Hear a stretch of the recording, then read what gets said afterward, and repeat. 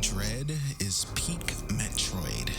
Mecurysteam blew expectations out of the water with this release. I have a rocky history with Metroidvanias as a whole. Usually I can never finish them, and the ones I have finished usually leave me just feeling meh. To take it a step further, my relationship with Metroid specifically is interesting because I really liked Metroid Prime 3, so much so that I would probably put it in my top 20 games ever. Metroid Prime 2, however, is easily the worst game I've ever played in my life. So if I can come out on the other end of this game with both thumbs up, then you can expect a certain level of quality here. I bought Metroid Dread day one. I marathoned it live on my Twitch channel, and when I finished, I had an overall positive stance. I knew I wanted to make a video about it, but I also knew I probably needed to play the game on my own, so that way I can be sure that the frustrations I ran into on stream weren't just me not paying attention. So I played the game again, and yeah, Metroid Dread is good. I would even say Metroid Dread is Metroid at its best. And at its worst. I'm sorry, we strictly gang shit. Gang, you ain't gang, look at who you came with. Gang, you can't gang, you be on that lame shit. I like having fun, I can't fuck the same chick. Yeah, she gon' suck me like a slurpee, chew me up like Scooby Snack. Now, obviously that last sentence was a bit hyperbolic, especially since I am very new to the Metroid franchise. I have played almost all of the games, but I've only finished 4 of them: Metroid Prime 1, 2, and 3, and Metroid Dread. Metroid Dread is the only 2D Metroid I have played to completion, so some of the things I'm going to criticize might be due to the fact that I'm not used to the game design philosophy of the 2D games. That being said though, I think Metroid Dread mostly succeeds in welcoming new players to 2D Metroid, with only a few missteps along the way. Obvious spoilers for Metroid Dread, and if you can play it, I recommend you to do so before watching my video. Formulate your own opinion before listening to mine. This video will be here when you get back.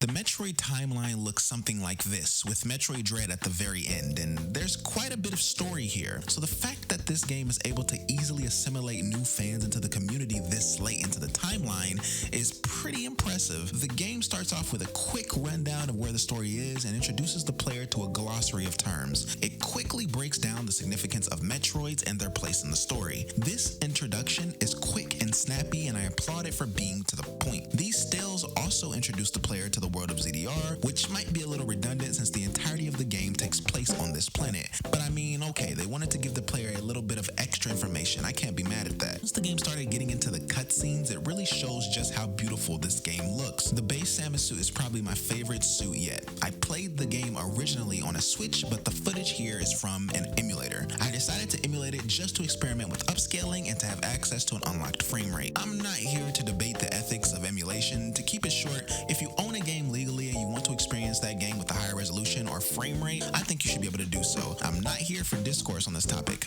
I'm right. In the opening cutscenes, we actually get to see some cool shots of Samus, and I really appreciate this game's lighting. The sightseeing, though, is short-lived. The player is quickly introduced to the antagonist of this game, Ravenbeak. It's on sight. This cutscene is badass for a plethora of reasons, but I think the coolest thing here is the fact that it teaches you how to fight the final boss. Every single attack you see Ravenbeak do here can be directly linked to his boss fight, and how Samus reacts to those attacks is how the player is supposed to react. It's pretty fucking cool. After getting clapped up by Ravenbeak, we try to incapacitate him through a staring contest. Yeah, that doesn't work. We wake up alone on the planet and the game truly begins. Welcome to Metroid Dread. Metroid Dread feels great to play most of the time. It really makes you feel like there's a great sense of flow to it. Usually movement in these games don't really start feeling good until late game, at least to me. But this game feels great from the jump. The slide mechanic is such a welcome addition, and I love being able to just blitz through these areas. Combat is standard stuff. The power beam is still a little bit too weak in my opinion, but whatever. I've complained about this in every Metroid video I've made so far, so whatever.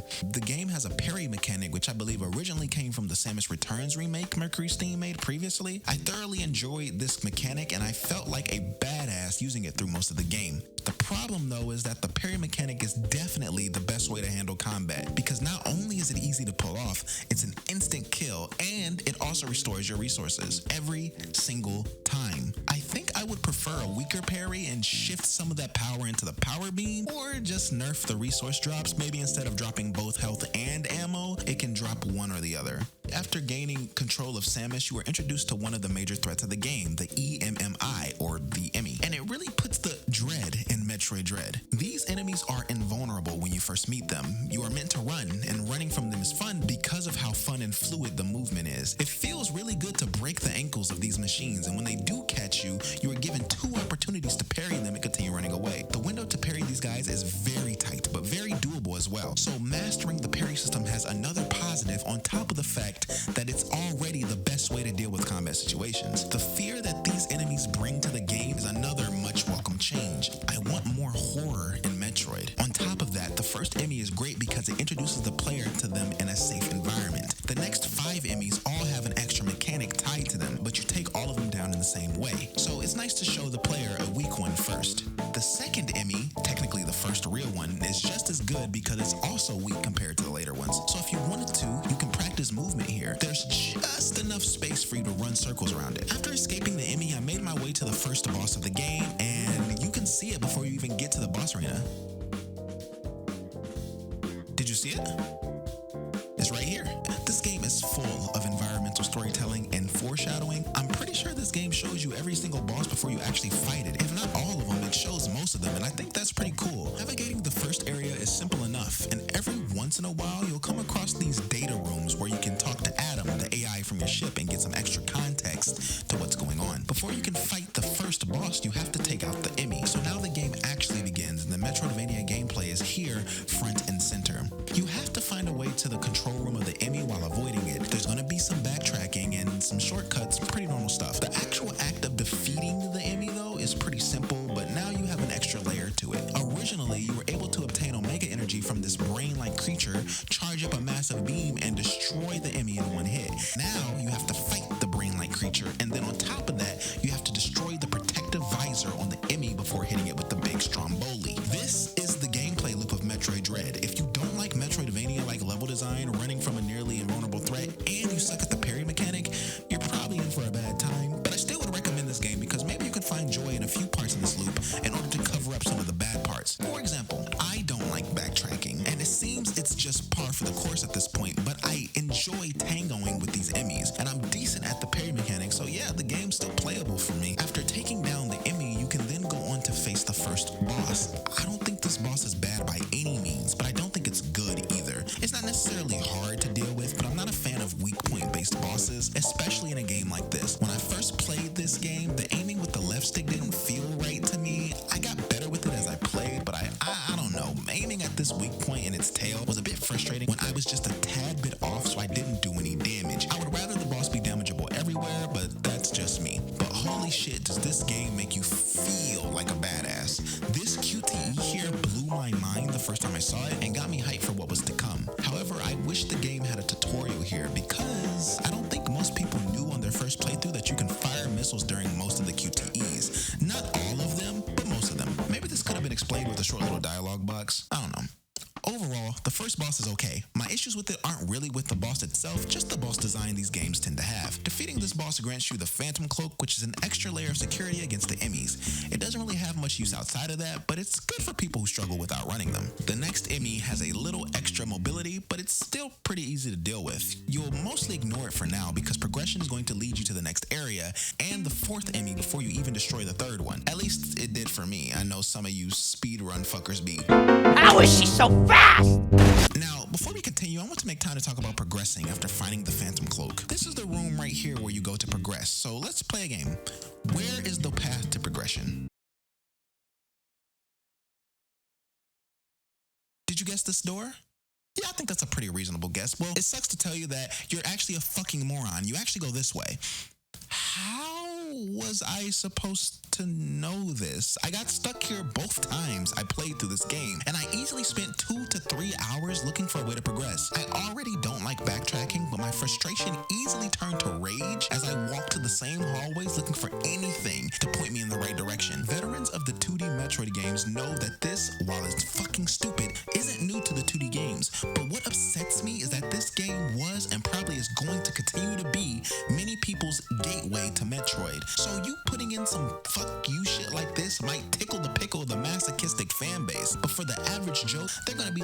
huh? How was I supposed to know that? It's so bad that some people thought they soft-locked themselves and started over. If a good portion of your player base is resetting because they think they're stuck due to your tomfuckery, then you fucked up, Sakimoto. I don't know what to tell you. This is indefensible. Jumping ahead a bit, at the end of the game, you gain access to a pulse radar. This allows you to scan for hidden or destructible blocks.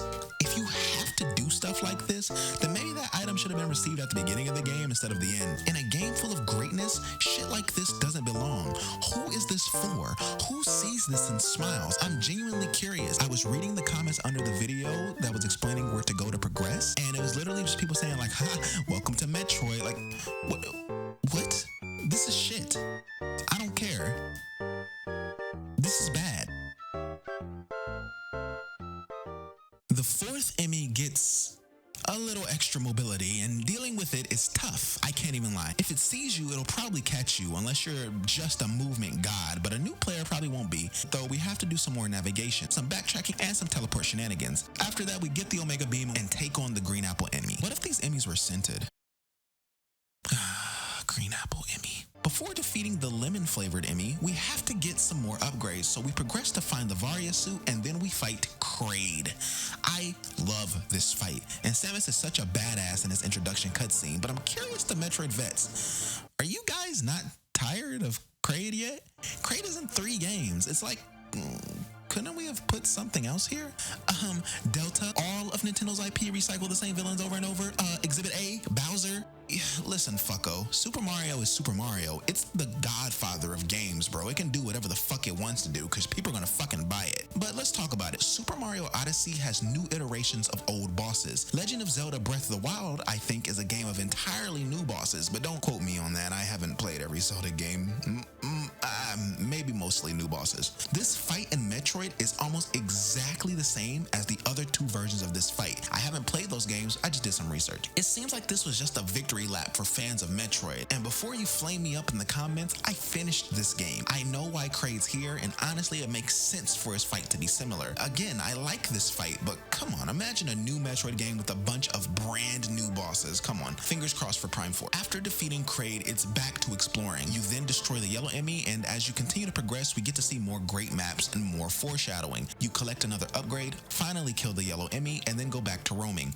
These in-between sections where you're just kind of roaming around looking for a way to the next area is usually the weakest parts of Metroid to me, but I didn't mind it so much in this game. Most of the time, I could find progression in 10 to 15 minutes, except for the 2 times where it took me almost 2 hours. I saw Game Maker's Toolkit's video, Why You Didn't Get Lost in Metroid Dread. I scoffed because I definitely did get lost, but I mean, you know, it's whatever. I got lost way less than I usually do, and I figured it was just because I knew what to look for. Probably because I played a bunch of them back to back, but maybe it was just designed in a way to make it hard for the player to get lost. I don't know. Maybe I'm just stupid and that's why I got lost in the same spots of both of my playthroughs. Anywho, back to exploration, you get a new upgrade, the Flash Shift, which is basically a dash, and man, the Flash Shift is a very welcome change to the movement. I love air dashes in almost every game that has them, and I hope we get something like it in Prime 4. After defeating Lemon Emmy, you gain access to the Speed Boost upgrade, and it's pretty fucking cool. Being able to blitz through everything in your path is always a good thing, but being able to shift the momentum straight up into the air for quick navigation,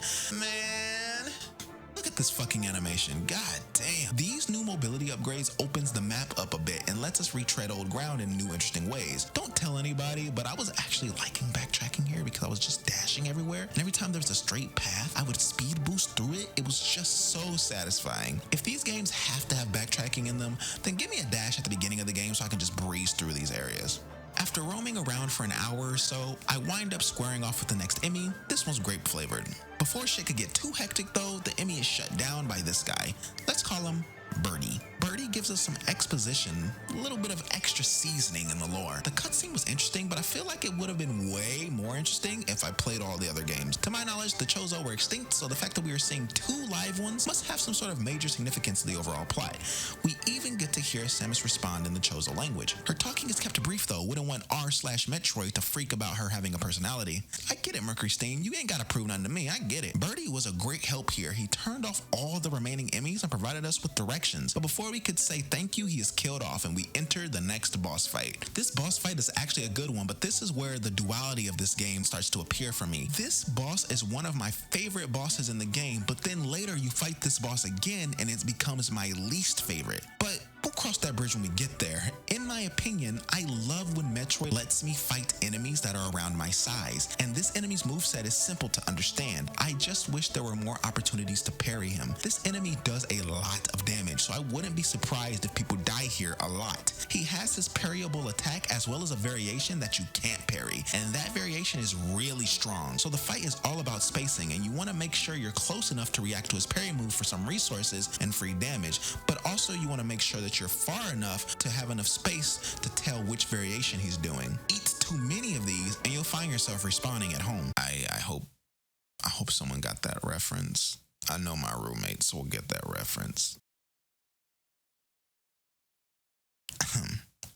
I guess now is a good time to talk about difficulty. Metroid Dread is a challenging game, but I think Mecurysteam dropped the ball on designing its difficulty. I think Metroid Dread's difficulty comes from the fact that enemies deal too much damage. Obviously, if you just jack up damage, then of course the game is going to be hard. But when you do that, it's easy for it to come off feeling cheap. In my first playthrough, I died a lot, easily over 30 times, but in my second playthrough, I only died 6 times. It makes sense why the parry mechanic works the way it does, because once you perfect it, you probably won't die at all unless you're in a boss fight. I criticized Metroid for being easy in the past. I wanted more of a challenge from these games, but not in the just give everything more damage way. I planned originally to talk about this a lot more, but I can't think of a way to improve the difficulty in this game without fundamentally changing how these games work. A good start is maybe buffing Samus so that way her basic attacks pack more punch. That way, while some of the later enemies have attacks that can melt energy tanks, you also can melt them with a few power beam shots. Yeah, you're already strong with the parry as it is, but what about the people who physically can't parry? What if they are disabled, have slower reaction speeds? Then what? Oh, they're just supposed to get good?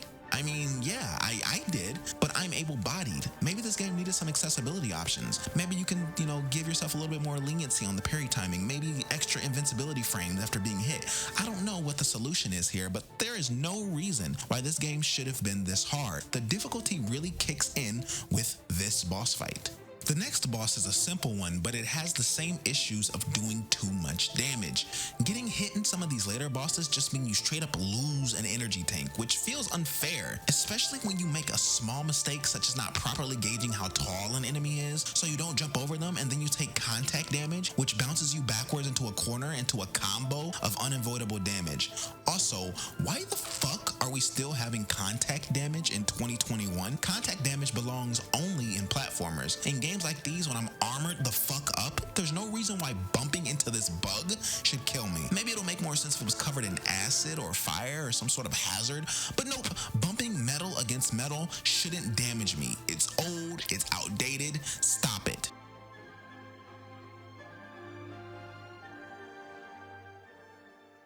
The game starts to lose a little bit of steam here. The robot Chozo Soldier returns as a base enemy, which is kinda cool, I guess. I do like fighting this thing, but why is it being immediately reused? The game starts to reuse these a few times, as well as another one of the bosses. Before you get to typing in the comment section, again, yes, these count as bosses. They're on damn near all of the boss guide lists, so yes, I am counting them. Do you miss fighting the Emmys? Good, because Raven Bitch turns them on again.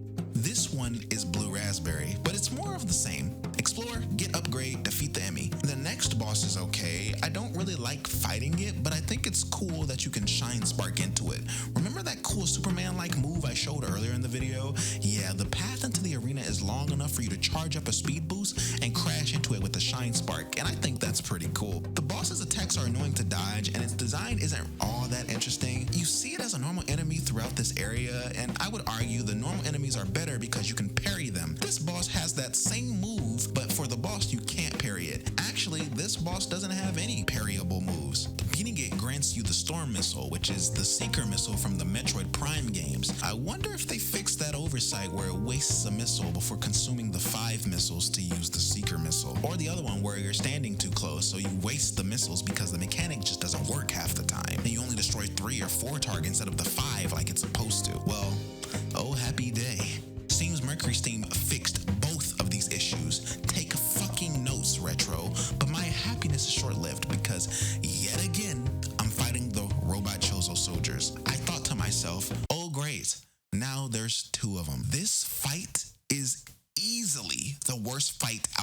all of the Metroid games I have played. I don't think this enemy works in multiples. It's too fast, and you have to make split decisions to figure out if it's throwing out a parryable move or a move that'll kill you.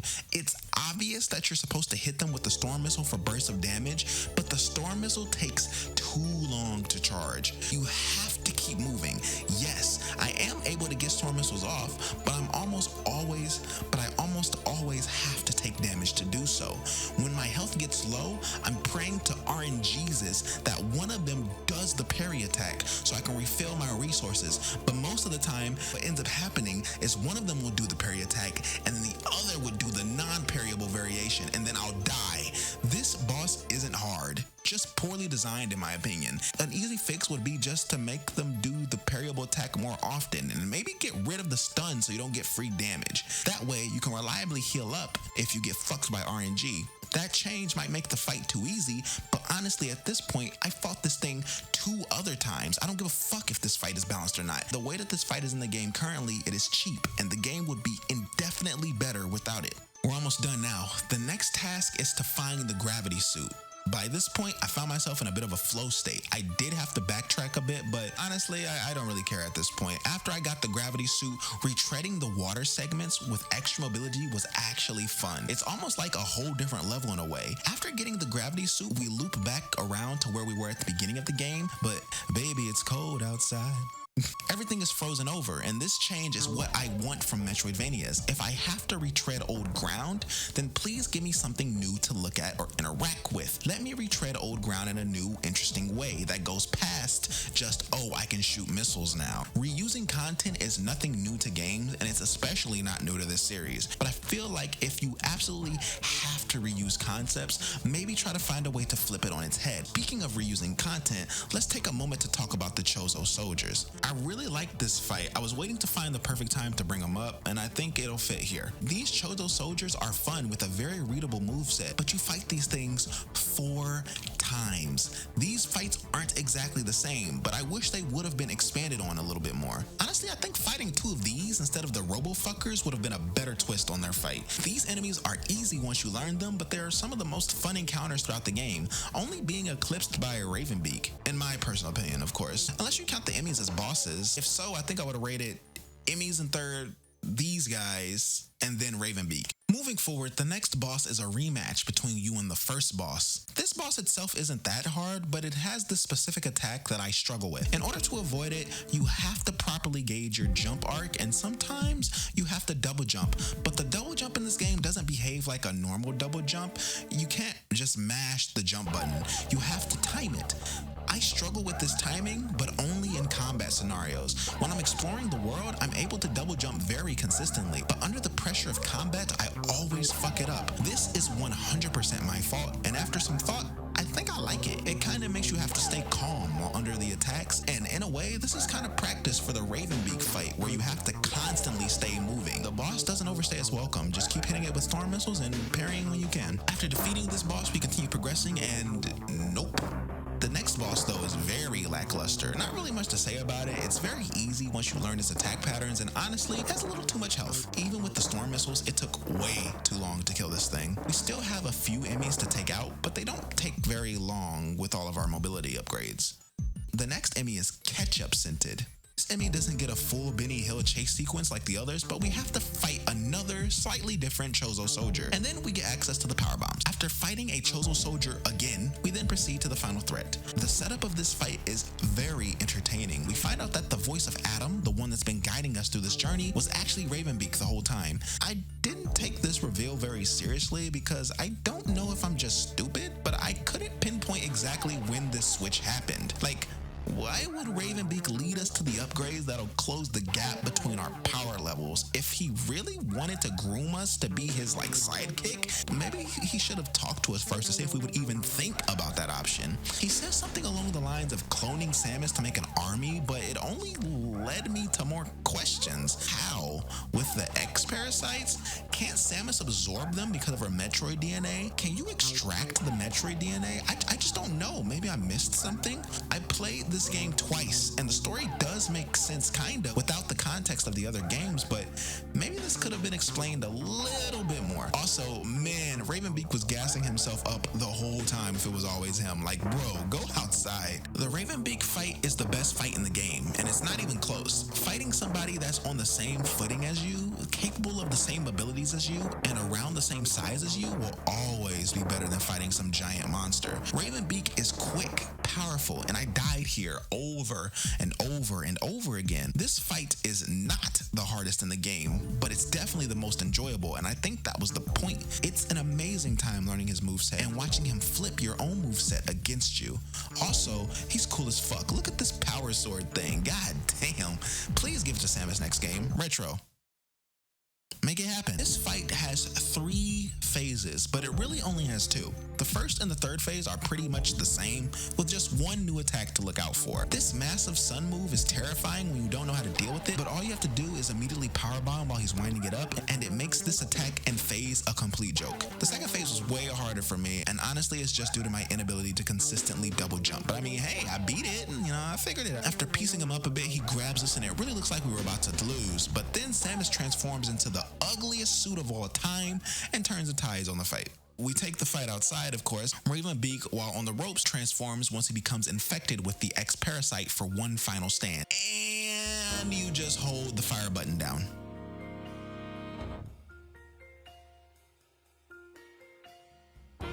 I mean, this looks cool, but man, I wish I had a real fight here, especially since I just got a huge buff. After defeating Ravenbeak once and for all and eviscerating the X-Parasite that infected him, we have to make a quick dash back to our ship before the planet explodes. Did I miss something again? Like, why is this happening? I know this is like a Metroid staple, but where's the context? What caused this to happen? Was it his ship crashing into the planet? The final section is a mad dash back to our ship, and we get to play around with the super duper charged Mega Beam Deluxe on the way. Kinda cool, but section's short, so whatever. Once we get back to our ship, Adam, the real one, lets us know that if we touch the ship's control dial, we'll drain the ship of its energy. We are then jump scared by Birdie, but instead of looking like a Chozo, he looks like those ashy ass kids from the Proud Family. This moment was actually powerful for me. It felt like everything finally came full circle, and I don't mean just the story in this game, but just Metroid's story as a whole, at least to my understanding of it. I thought that Samus's whole goal was destroying Metroids.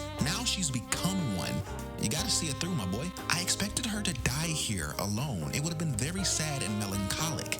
I wanted a bad end. I got really excited seeing a Nintendo character pay the ultimate price. I felt like Samus's death here could have opened up a fuck ton of possibilities for Metroid's future, but of course, Birdie turns into an X-Parasite, it fuses with us and cancels the Metroid DNA like PEMDAS or some shit. I don't know. Before I could even process my confusion, Samus hops back into the captain's seat and flies away as the planet explodes, and roll credits. I know the last third of this video was pretty negative, but I really did like this game. I didn't talk about the story too much because honestly I felt confused for most of the twists. Like, Samus, you're a Metroid, and oh, you're my daughter. Like, these reveals kind of just made me go, I appreciate the narrative and how it pushes the lore forward. I just wish I would have played the other games first. Maybe I'll play this again after playing the other games, and maybe then it'll make a little bit more sense. Is Samus a Mary Sue? It feels like she just gets away with everything, and honestly I really wanted her to die in this game. If Samus would have died here, Dread would have broke the internet way more than its reveal did. But I get it, money. Mecurysteam doesn't own the Metroid IP, and maybe they did want Samus to die, but Big Daddy Bowser said money. Oh well, what can you do? I'm happy the game is selling well, and honestly I could recommend this to people who've never played Metroid or a Metroidvania. Except for that beginning, this game is pretty solid. Even though I had my issues with it, I still believe this is Metroid at its best. It felt like Mecurysteam was listening to my complaints from my other videos. They made a lot of changes that I wanted. Maybe they pushed the difficulty a little bit too far, but I mean, hey, it's a learning experience. I'm sure they'll do better next time. All things considered, I think I still prefer Metroid Prime 3, but Metroid Dread is definitely the better game. I'm putting it up here with Mr. Rector and the big boys, and despite my complaints, I'm still excited for Samus's next adventure. Thank you for watching the video. I hope you enjoyed it, and if not, I appreciate you watching it anyway. Take care out there, be safe, and I'll see you guys next vid. Goodbye.